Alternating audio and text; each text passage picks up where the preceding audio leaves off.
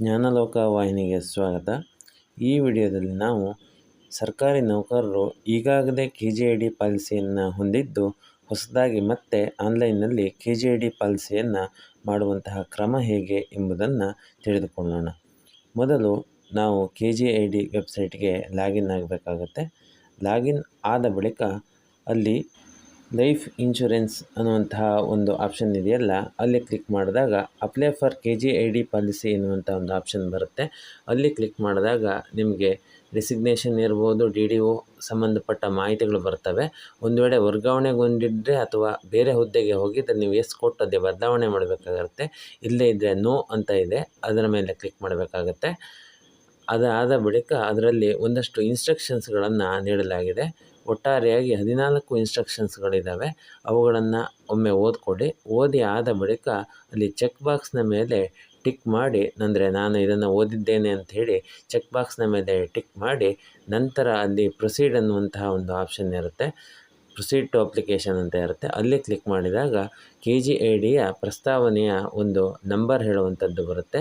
ಇದರಲ್ಲಿ ಮುಖ್ಯವಾಗಿ ಬೇಸಿಕ್ ಡೀಟೇಲ್ಸನ್ನು ಫಿಲಪ್ ಮಾಡಬೇಕಾಗತ್ತೆ. ಹಾಗೆ KGID ಡೀಟೇಲ್ಸ್, ಹಾಗೆ family details, nominee details, personal details, ಹಾಗೆ ಡಿಕ್ಲರೇಷನ್ ಅನ್ನುವಂತಹ 6 ಆಪ್ಷನ್ಗಳಿದ್ದಾವೆ. ಇಲ್ಲಿ ಕೆಲವೊಂದು ಆಲ್ರೆಡಿ ಭರ್ತಿ ಆಗಿರುತ್ತೆ. ಅಂದರೆ ನೋಡಿ, ಹೆಸರು ಇಂಗ್ಲೀಷ್ನಲ್ಲಿ ಇರುತ್ತೆ, ಅಲ್ಲಿ ಕನ್ನಡದಲ್ಲಿ ಟೈಪ್ ಮಾಡಲಿಕ್ಕೆ ಅಲ್ಲಿ ಹೇಳಲಾಗಿದೆ. ಅಂದರೆ ಇಲ್ಲಿ ಮುಖ್ಯವಾಗಿ ಗಮನಿಸೋದು ಯೂನಿಕೋಡನ್ನು ಬಳಸಿಕೊಂಡು ಮಾಡ್ಬೋದಾಗಿರುತ್ತೆ. ಅಂದರೆ MS ವರ್ಡ್ನಲ್ಲಿ ಟೈಪ್ ಮಾಡಿಕೊಂಡು ಇಲ್ಲಿ ಬಂದು ಪೇಸ್ಟ್ ಮಾಡ್ಬೋದು, ಅಥವಾ ಕ್ರೋಮ್ನಲ್ಲಿ ಏನಾದ್ರು ಎಕ್ಸ್ಟೆನ್ಷನ್ ಇದ್ದರೆ ಅದನ್ನು ಸಹ ನಾವು ಬಳಸ್ಕೊಳ್ಬೋದು. ಹಾಗೆ ತಂದೆ ಹೆಸರು ಇರುತ್ತೆ, ಅದನ್ನು ಸಹ ಕನ್ನಡದಲ್ಲಿ ಟೈಪ್ ಮಾಡಲಿಕ್ಕೆ ಬರುತ್ತೆ, ಅದನ್ನ ಮಾಡಬೇಕಾಗಿರುತ್ತೆ. ಅದಲ್ಲದೆ ಒಂದಷ್ಟು ಮಾಹಿತಿಗಳಿದ್ದಾವೆ. ಅಲ್ಲಿ ಎಡಿಟ್ ಮಾಡಲಿಕ್ಕೆ ಕೆಲವೊಂದು ಬರುತ್ತೆ ನೋಡಿ. ಪ್ಲೇಸ್ ಆಫ್ ಬರ್ತ್ ಅಂತ ಇದೆ, ಅದನ್ನು ನಾವು ಎಡಿಟ್ ಮಾಡಬೇಕಾಗತ್ತೆ. ಹಾಗೆ ಕೆಳಗಡೆಯಲ್ಲಿ ಇಮೇಲ್ ID ಇದೆ, ಅದನ್ನು ಸಹ ಫಿಲಪ್ಪನ್ನು ಮಾಡ್ಬೋದು. ಹಾಗೆ ಅಡ್ರೆಸ್ಸನ್ನು ಟೈಪ್ ಮಾಡಿ ಅಂತ ಇದೆ, ಅಡ್ರೆಸ್ಸನ್ನು ಟೈಪ್ ಮಾಡಿ ಅಲ್ಲಿ ಪಿನ್ ಕೋಡನ್ನು ಸಹ ಟೈಪ್ ಮಾಡಬೇಕಾಗತ್ತೆ. ಇದನ್ನಷ್ಟನ್ನು ಗಮನಿಸ್ಕೊಳ್ಬೇಕು. ಅಲ್ಲಿ ಹಾಗೆ ಮ್ಯಾರೇಜ್ ಆಗಿದೆ ಎನ್ನುವಂಥದ್ದೊಂದಿದೆ, ಎಸ್ ಅಂತ ಕೊಟ್ಟಿದ್ದಿದ್ರೆ ಅಲ್ಲಿ ಅದಕ್ಕೆ ಸಂಬಂಧಪಟ್ಟ ಮಾಹಿತಿಯನ್ನು ಭರ್ತಿ ಮಾಡಬೇಕಾಗತ್ತೆ. ಸ್ಪೌಸ್ ನೇಮನ್ನು ಕನ್ನಡದಲ್ಲೂ ಸಹ ಟೈಪ್ ಮಾಡಬೇಕಾಗತ್ತೆ. ಆರ್ ಯು ಆ್ಯನ್ ಆರ್ಫನ್ ಅಂತ ಇದೆ, ಅದಕ್ಕೆ ಸಂಬಂಧಪಟ್ಟ ಹಾಗಿನ ಉತ್ತರವನ್ನು ಕೊಟ್ಟು ನೀವು ಸೇವ್ ಮೇಲೆ ಕ್ಲಿಕ್ ಮಾಡಬೇಕಾಗತ್ತೆ. ಅಂದರೆ ಬೇಸಿಕ್ ಡೀಟೇಲ್ಸನ್ನು ಇನ್ನೆಲ್ಲೂ ಬದಲಾವಣೆ ಮಾಡಲಿಕ್ಕೆ ಅವಕಾಶ ಇಲ್ಲ ಎನ್ನುವಂಥ ಒಂದು ಮಾಹಿತಿ ಬರುತ್ತೆ. ಓಕೆ ಕೊಟ್ಟು ನಂತರ ಅಲ್ಲಿ ನೆಕ್ಸ್ಟ್ನ ಮೇಲೆ ಕ್ಲಿಕ್ ಮಾಡಬೇಕಾಗತ್ತೆ. ನೆಕ್ಸ್ಟ್ ಮೇಲೆ ಕ್ಲಿಕ್ ಮಾಡಿದಾಗ ನೆಕ್ಸ್ಟ್ KGID ಈಗಾಗಲೇ ಹೊಂದಿರುವಂಥ ಪಾಲಿಸಿಗಳ ವಿವರ ಸಹ ಅದರಲ್ಲಿ ಕಾಣುತ್ತೆ. ಅದರಲ್ಲಿ ಈಗ ನಾವು ಹೊಸದಾಗಿ ಮಾಡಿಸಬೇಕಾದ ಪಾಲಿಸಿ ಅಮೌಂಟ್ ಎಷ್ಟು ಅನ್ನೋದನ್ನು ಟೈಪ್ ಮಾಡಬೇಕಾಗತ್ತೆ. ಇಲ್ಲಿ ಮಂತ್ಲಿ ಪ್ರೀಮಿಯಮ್ ಅಂತ ಇದೆ ನೋಡಿ. ಒಂದು ವೇಳೆ ನಿಮ್ಮ ಬೇಸಿಕ್ಕಿಗೆ ಸಂಬಂಧಪಟ್ಟಾಗಿನ ಪ್ರೀಮಿಯಮ್ಮು ಕಡಿಮೆ ಇದ್ದರೆ ಅದನ್ನು ಸಹ ತೋರಿಸುತ್ತೆ, ಅದನ್ನು ಗಮನಿಸ್ಕೊಳ್ಳಿ. ಎಷ್ಟನ್ನು ನೀವು ಎಂಟ್ರಿ ಮಾಡಬೇಕು ಅಮೌಂಟನ್ನು ಅಷ್ಟನ್ನು ಹಾಕಿ ಅಲ್ಲಿ ಸೇವನ್ನು ಕೊಡಬೇಕಾಗುತ್ತೆ. ಸೇವ್ ಕೊಟ್ಟಾದ ಬಳಿಕ ಅಲ್ಲಿ ಕೆಳಗಡೆ ಮಾಹಿತಿ ತೋರಿಸುತ್ತೆ. ನೀವೀಗ ಎಷ್ಟನ್ನು ಅಮೌಂಟ್, ಅಂದರೆ ಅಮೌಂಟನ್ನು ಎಷ್ಟನ್ನು ಎಂಟರ್ ಮಾಡಿದ್ದೀರಿ ಅನ್ನುವಂಥದ್ದು ತೋರಿಸುತ್ತೆ. ಹಾಗೆ ಪ್ರಪೋಸಲ್ ID ಸಹ ಅದರಲ್ಲಿ ನಂಬರ್ ಸಹ ಇರುತ್ತೆ, ಅದನ್ನು ಗಮನಿಸಿಕೊಂಡು ಸೇವ್ ಮಾಡಿಕೊಂಡು ನೆಕ್ಸ್ಟ್ನ ಮೇಲೆ ಕ್ಲಿಕ್ ಮಾಡಬೇಕಾಗತ್ತೆ. ಈಗ ಇಲ್ಲಿ ಫ್ಯಾಮಿಲಿ ಡೀಟೇಲ್ಸ್ಗೆ ಸಂಬಂಧಪಟ್ಟ ಹಾಗೆ ಒಂದಷ್ಟು ಅಂಶಗಳು. ಫಾದರ್ ನೇಮನ್ನು ಆಲ್ರೆಡಿ ನಾವು ಟೈಪ್ ಮಾಡಿರೋದ್ರಿಂದ ರಿಲೇಷನಲ್ಲಿ ಫಾದರ್ ಕೊಟ್ಟಾಗ ಅವರ ಹೆಸರನ್ನು ತೆಗೆದುಕೊಳ್ಳುತ್ತೆ. ಅವರ ಡೇಟ್ ಆಫ್ ಬರ್ತನ್ನು ನಾವು ಅಲ್ಲಿ ಎಂಟ್ರಿ ಮಾಡಿದಾಗ ಏಜನ್ನು ಆಟೋಮೆಟಿಕ್ಕಾಗಿ ತೆಗೆದುಕೊಳ್ಳುತ್ತೆ. ಹಾಗೆ ಅವರು ಅಲೈವ್ ಅನ್ನುವಂತಹ ಒಂದು ಮಾಹಿತಿ, ಅದಕ್ಕೆ ಸಂಬಂಧಪಟ್ಟಾಗಿನ ಮಾಹಿತಿಯನ್ನು ಭರ್ತಿ ಮಾಡಬೇಕಾಗತ್ತೆ. ಅವರ ಹೆಲ್ತ್ ಕಂಡೀಷನ್ ಹೇಗಿದೆ ಎನ್ನುವಂಥದ್ದು ಅದರಲ್ಲಿ ನಾವು ಫಿಲಪ್ ಮಾಡಬೇಕಾಗತ್ತೆ. ಹಾಗೆ ರಿಲೇಷನ್ನಲ್ಲಿ ನಿಮ್ಮ ಮನೆಯಲ್ಲಿರುವಂತಹ ಎಲ್ಲ ಸದಸ್ಯರು, ಅಂದರೆ ಫಾದರು, ಮದರ್, ಹಾಗೆ ಬ್ರದರ್, ಸಿಸ್ಟರ್, ಹೀಗೆ ಎಲ್ಲರ ಮಾಹಿತಿಯನ್ನು ಅದರಲ್ಲಿ ನಾವು ಭರ್ತಿ ಮಾಡಲಿಕ್ಕೆ ಬರುತ್ತೆ. ಅಂದರೆ ತಂದೆ ಹೆಸರನ್ನು ಮಾತ್ರ ತೆಗೆದುಕೊಳ್ಳುತ್ತೆ. ರಿಲೇಷನ್ನಲ್ಲಿ ಮದರ್ ಅಥವಾ ಬ್ರದರ್ ಈ ಥರ ಏನಾರು ಕೊಟ್ಟಾಗ ಅವರ ಹೆಸರನ್ನು ಟೈಪ್ ಮಾಡಬೇಕಾಗತ್ತೆ. ಹಾಗೆ ಡೇಟ್ ಆಫ್ ಬರ್ತು, ಏಜು ಎಲ್ಲ ಮಾಹಿತಿಯನ್ನು ಭರ್ತಿ ಮಾಡಿ ಆ್ಯಡ್ನ ಮೇಲೆ ಕ್ಲಿಕ್ ಮಾಡಿದಾಗ ಒಬ್ಬರೇ ಸದಸ್ಯರ ಒಂದು ಮಾಹಿತಿಯನ್ನು ಆ್ಯಡ್ ಮಾಡ್ಬೋದಾಗಿರುತ್ತೆ. ಈ ರೀತಿಯಲ್ಲಿ ನಮಗೆ ಸಂಬಂಧಪಟ್ಟಂತೆ ಅವಲಂಬಿತರ ಎಲ್ಲ ಮಾಹಿತಿಯನ್ನು, ಅಂದರೆ ಕುಟುಂಬಕ್ಕೆ ಸಂಬಂಧಿಸಿದ ಎಲ್ಲರ ಮಾಹಿತಿಯನ್ನು ಇದರಲ್ಲಿ ಫಿಲಪ್ ಮಾಡಬೇಕಾಗತ್ತೆ. ಅಂದರೆ ರಿಲೇಷನ್ನು, ಅವರ ಹೆಸರು, ಹಾಗೆ ಅವರ ಡೇಟ್ ಆಫ್ ಬರ್ತು ಎಲ್ಲವನ್ನು ಗಮನಿಸ್ಕೊಳ್ಬೇಕಾಗುತ್ತೆ. ಇದಿಷ್ಟು ಮಾಹಿತಿಯನ್ನು ಭರ್ತಿ ಮಾಡಿದಾಗ ಕೆಳಗಡೆ ಆದಷ್ಟು ಡೀಟೇಲ್ಸ್ ತೋರಿಸುತ್ತೆ. ಆಮೇಲೆ ಸೇವ್ನ ಮೇಲೆ ಕ್ಲಿಕ್ ಮಾಡಬೇಕಾಗುತ್ತೆ. ಸೇವ್ ಆಗಿದೆ ಅನ್ನುವಂಥ ಮಾಹಿತಿ ಬರುತ್ತೆ. ಅದರ ನಂತರ ನೆಕ್ಸ್ಟ್ ಬಟನ್ನ ಮೇಲೆ ಕ್ಲಿಕ್ ಮಾಡಬೇಕಾಗುತ್ತೆ. ಆಗ ನಾಮಿನಿ ಡೀಟೇಲ್ಸ್ ಅಂತ ಇದೆ, ಇದರಲ್ಲಿ ನೇಮ್ ಆಫ್ ನಾಮಿನಿಯ ಮೇಲೆ ಅಂದರೆ ಕ್ಲಿಕ್ ಮಾಡಿದಾಗ ಅವರ ಹೆಸರುಗಳನ್ನು ಅಲ್ಲಿ ಎಲ್ಲ ಡಿಸ್ಪ್ಲೇ ಆಗುತ್ತೆ. ಈಗ ಆಲ್ರೆಡಿ ಫ್ಯಾಮಿಲಿಯಲ್ಲಿ ನೀವು ಭರ್ತಿ ಮಾಡಿರೋದ್ರಿಂದ ರಿಲೇಷನ್ ಅದು ಆಟೋಮೆಟಿಕ್ಕಾಗಿ ತಗೊಳುತ್ತೆ. ಅವರಿಗೆ ಎಷ್ಟು ಪರ್ಸೆಂಟೇಜನ್ನು ಕೊಡಬೇಕು ಎನ್ನುವ ಮಾಹಿತಿಯನ್ನು ಕ್ಲಿಕ್ ಮಾಡಿ ಸೇವ್ ಮಾಡಿ ಹಾಗೆ ನೆಕ್ಸ್ಟ್ ಬಟನ್ನ ಮೇಲೆ ಕ್ಲಿಕ್ ಮಾಡಬೇಕಾಗತ್ತೆ. ಅಂದರೆ 100% ಅಲ್ಲಿ ನಾವು ಆಯ್ಕೆ ಮಾಡ್ಕೊಳ್ಳೋಕೆ ಅವಕಾಶ ಇರುತ್ತೆ. ಅದಾದ ಬಳಿಕ ಮುಂದಿರುವಂಥದ್ದು ಪರ್ಸ್ನಲ್ ಡೀಟೇಲ್ಸ್. ಅದರಲ್ಲಿ ಪರ್ಸ್ನಲ್ ಡೀಟೇಲ್ಸ್ಗೆ ಸಂಬಂಧಪಟ್ಟಂತೆ ನಿಮ್ಮ ಆರೋಗ್ಯದ ಸ್ಥಿತಿ ಹೇಗಿದೆ ಅಂತ ಇದೆ. ಹಾಗೆ ಹೈಟ್ ಇರ್ಬೋದು, ವೆಯ್ಟ್ ಇರ್ಬೋದು, ಅದಕ್ಕೆ ಸಂಬಂಧಪಟ್ಟಾಗಿನ ಮಾಹಿತಿಯನ್ನು ಭರ್ತಿ ಮಾಡಬೇಕಾಗತ್ತೆ. ಹಾಗೆ ನಮ್ಮ ಆರೋಗ್ಯಕ್ಕೆ ಸಂಬಂಧಪಟ್ಟಾಗಿನ ಅನೇಕ ವಿಚಾರಗಳನ್ನು ಇದರಲ್ಲಿ ಕೊಡಲಾಗಿದೆ. ಅಲ್ಲಿ ಎಸ್ ಅಂತ ಇದ್ದರೆ, ಯಾವುದಕ್ಕಾದರೂ ಎಸ್ ಅಂತ ಕೊಟ್ಟಿದ್ದರೆ ಅದಕ್ಕೆ ಸಂಬಂಧಪಟ್ಟ ಹಾಗಿನ ಮಾಹಿತಿಯನ್ನು ನಾವು ಫೈಲನ್ನು ಅಪ್ಲೋಡ್ ಮಾಡಬೇಕಾಗಿರುತ್ತೆ.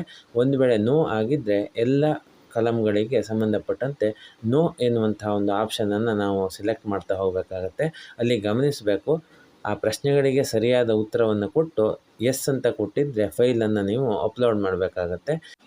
ಇತ್ತೀಚೆಗೆ ಆದಂತಹ ಆಪ್ರೇಷನ್ಗಳಿರ್ಬೋದು, ಹಾಗೆ ದೇಹಕ್ಕೆ ಸಂಬಂಧಪಟ್ಟಂತೆ ನ್ಯೂನತೆಗಳಿರ್ಬೋದು, ಕಾಯಿಲೆಗಳಿರ್ಬೋದು, ಅವುಗಳೇನಾದರೂ ಇದ್ದರೆ ಅಂತಹ ಮಾಹಿತಿಗಳನ್ನು ಗಮನಿಸ್ಕೊಳ್ಬೇಕಾಗತ್ತೆ. ಅಲ್ಲಿ ಎಸ್ ಅಥವಾ ನೋ ಸಂಬಂಧಪಟ್ಟದ್ದನ್ನು ನೀವಲ್ಲಿ ಸೆಲೆಕ್ಟ್ ಮಾಡಬೇಕಾಗತ್ತೆ. ಅದಷ್ಟು ಆದ ಬಳಿಕ ಅಲ್ಲಿ ಸೇವ್ ಎನ್ನುವಂತಹ ಒಂದು ಆಪ್ಷನ್ ಇರುತ್ತೆ. ಆ ಆಪ್ಷನ್ನ ಮೇಲೆ ಕ್ಲಿಕ್ ಮಾಡಬೇಕಾಗತ್ತೆ. ಅಂದರೆ ಪ್ರತಿ ಹಂತದಲ್ಲೂ ನಾವು ಸೇವ್ ಮಾಡ್ಕೊತ ಮುಂದೆ ಹೋಗಬೇಕಾಗತ್ತೆ. ಸೇವ್ ಆದ ಬಳಿಕ ಅಲ್ಲಿ ಮುಂದೆ ನೆಕ್ಸ್ಟ್ ಎನ್ನುವಂತಹ ಒಂದು ಆಪ್ಷನ್ ಇರುತ್ತೆ. ಆ ಆಪ್ಷನ್ನ ಮೇಲೆ ನಾವು ಕ್ಲಿಕ್ ಮಾಡಿದಾಗ ಮುಂದೆ ಡಿಕ್ಲರೇಷನ್ಗೆ ಸಂಬಂಧಪಟ್ಟ ಹಾಗಿನ ಮಾಹಿತಿಗಳು ಓಪನ್ ಆಗುತ್ತೆ.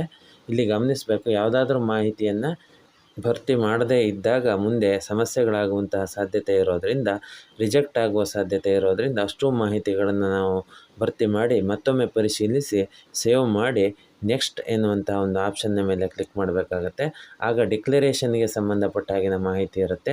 ಅಲ್ಲಿ ಗಮನಿಸಿ ಎಲ್ಲವನ್ನು ಓದಿ ಐ ಅಗ್ರಿ ಅನ್ನುವಂತಹ ಒಂದು ವಿಚಾರಕ್ಕೆ ಸಂಬಂಧಪಟ್ಟ ಹಾಗೆ ಚೆಕ್ ಬಾಕ್ಸ್ ಇದೆ, ಅದರ ಮೇಲೆ ಕ್ಲಿಕ್ ಮಾಡಿ ಸೇವ್ ಎನ್ನುವಂಥ ಒಂದು ಆಪ್ಷನ್ ಇರುತ್ತೆ.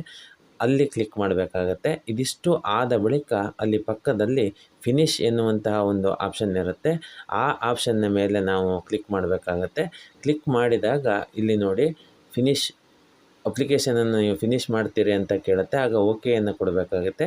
ನೆಕ್ಸ್ಟು ಇಲ್ಲಿ ಖಜಾನೆಗೆ ಸಂಬಂಧಪಟ್ಟಂತೆ ಹಣವನ್ನು ಪೇ ಮಾಡುವ ಒಂದು ಪುಟಕ್ಕೆ ಹೋಗುತ್ತೆ. ಅಂದರೆ ಇಲ್ಲಿ ನಾವು ಬ್ಯಾಂಕಿಗೆ ಹೋಗಿ ಕಟ್ಟುವಂಥದ್ದಿರಲ್ಲ, ಆನ್ಲೈನಲ್ಲೇ ಪೇಮೆಂಟ್ ಮಾಡುವಂತಹ ಒಂದು ಸಿಸ್ಟಮ್ ಇರೋದ್ರಿಂದ ಈಗಾಗಲೇ ಎಷ್ಟು ಅಮೌಂಟನ್ನು ನೀವು ಪೇ ಮಾಡಬೇಕು ಅಂತ ಅಲ್ಲಿ ಮೊದಲೇ ಎಂಟ್ರಿ ಮಾಡಿರ್ತೀರೋ ಆ ಒಂದು ಹಣಕ್ಕೆ ಸಂಬಂಧಪಟ್ಟಂತೆ ಪೇಮೆಂಟ್ ಗೇಟ್ವೇ ಹೇಳುವಂಥದ್ದು ಓಪನ್ ಆಗುತ್ತೆ.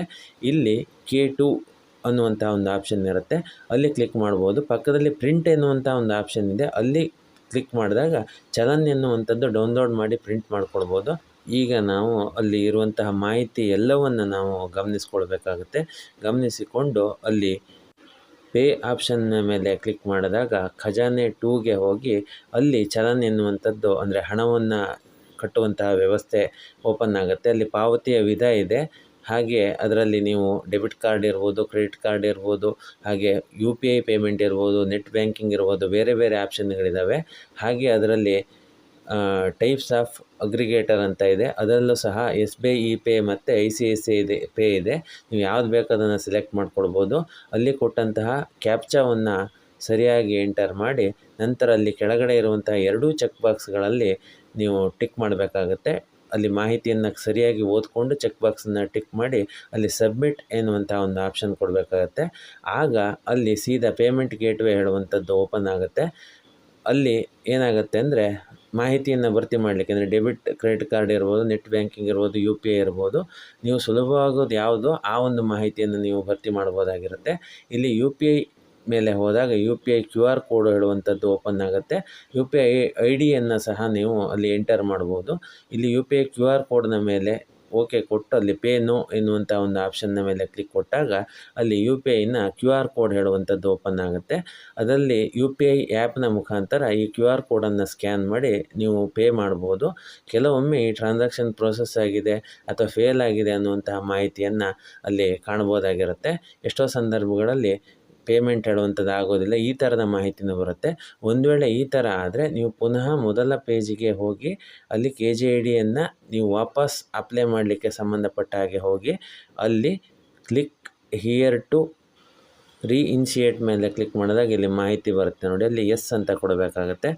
ಆವಾಗ ಮತ್ತೆ ಚಲನ್ ರೀಜನ್ರೇಟ್ ಅಂತ ಬರುತ್ತೆ, ಅಲ್ಲಿ ಕ್ಲಿಕ್ ಮಾಡಿದಾಗ ನಿಮಗೆ ವಾಪಸ್ ಆ ಒಂದು ಮಾಹಿತಿ ಓಪನ್ ಆಗುತ್ತೆ. ಫಿಲಪ್ ಮಾಡಿದ ಬಳಿಕ ಅಂದರೆ ಹಣವನ್ನು ಪೇ ಮಾಡಿದ ಬಳಿಕ ಒಂದೆರಡು ನಿಮಿಷಗಳ ಒಳಗಡೆ ಅದು ಪೇ ಆದ ಒಂದು ಮಾಹಿತಿ ನಿಮಗೆ ಬರುತ್ತೆ. ಅದಾದ ಬಳಿಕ ಮತ್ತೆ ಹಣ ಪೇ ಆಯಿತು ಅಂತ ಇದೆ, ಫಿನಿಶ್ನ ಮೇಲೆ ಕ್ಲಿಕ್ ಮಾಡಿದಾಗ ಪೇಮೆಂಟ್ ಫಿನಿಶಿನ ಸಂಬಂಧಪಟ್ಟಂತೆ ಇರುವಂಥ ಕನ್ಫರ್ಮೇಷನ್ ಬರುತ್ತೆ. ಅಲ್ಲಿ ಓಕೆ ಅಂತ ಕೊಟ್ಟಾಗ ಅಪ್ಲಿಕೇಶನ್ ಫಾರ್ಮ್ ಹಾಗೆ ಮೆಡಿಕಲ್ ರಿಪೋರ್ಟ್ ಫಾರ್ಮ್ ಎನ್ನುವಂಥದ್ದು ಸೀದಾ ಡೌನ್ಲೋಡ್ ಆಗುತ್ತೆ. ಡೌನ್ಲೋಡ್ ಆಗಿರುವಂಥದ್ದನ್ನು ನೀವು ಪ್ರಿಂಟ್ ತೆಗೆದು ಅದಕ್ಕೆ ಸಂಬಂಧಪಟ್ಟಂತೆ DDO ಸಿಗ್ನೇಚರ್ ಇರ್ಬೋದು, ಹಾಗೆ ಮೆಡಿಕಲ್ ಫಾರ್ಮಿಗೆ ಡಾಕ್ಟರ್ ಸಿಗ್ನೇಚರ್ ಇರ್ಬೋದು ಮಾಡಿಸ್ಬೇಕಾಗತ್ತೆ. ಅದಷ್ಟು ಆದ ಬಳಿಕ ಅವುಗಳನ್ನು ಸ್ಕ್ಯಾನ್ ಮಾಡಿ ಅವರು ನೀಡಿರುವ ಮಾದರಿಯಲ್ಲೇ ಅದಕ್ಕೆ ಹೆಸರನ್ನು ಕೊಟ್ಟು ನಾವಿಲ್ಲಿ ಚೂಸ್ ಫೈಲ್ನ ಮುಖಾಂತರ ಅವುಗಳನ್ನು ಅಪ್ಲೋಡ್ ಮಾಡಿ ಈ ಸಿಗ್ನೇಚರಿಗೆ ಸಬ್ಮಿಟ್ ಮಾಡಬೇಕಾಗತ್ತೆ. ಹೀಗೆ ಫೈಲ್ಗಳನ್ನು ಅಪ್ಲೋಡ್ ಮಾಡೋದು ಹಾಗೆ ಈ ಸಿಗ್ನೇಚರನ್ನು ಹೇಗೆ ಮಾಡ್ಬೋದು ಎನ್ನುವಂಥ ವಿಚಾರವನ್ನು ಮುಂದಿನ ವಿಡಿಯೋದಲ್ಲಿ ನಾನು ತಿಳಿಸ್ಲಿಕ್ಕಿದ್ದೇನೆ. ಧನ್ಯವಾದಗಳು.